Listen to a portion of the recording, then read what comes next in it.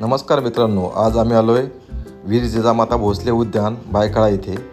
CATचे student जे entrance exam देतात त्यांना घेऊन आम्ही निसर्गचित्रण प्रत्यक्ष अभ्यास करण्यासाठी या उद्यानात आलो होतो. मुलांनी वेगवेगळ्या स्पॉटवर वेगवेगळी निसर्गचित्रण पूर्ण केली, त्याचा अभ्यास केला, त्यासोबत निसर्गाचाही आनंद घेतला.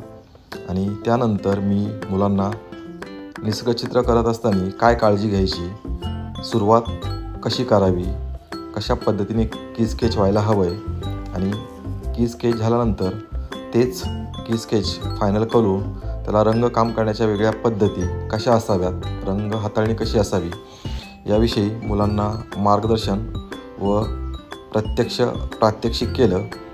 ते करत असताना मुलांचे प्रश्न आणि त्यानुसार त्यांना व्यवस्थित असं पूर्ण निसर्गचित्रण करून दाखवलं.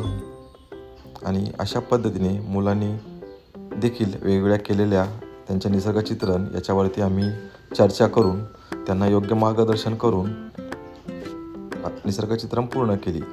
धन्यवाद. Thank you. Like, share, subscribe, comment.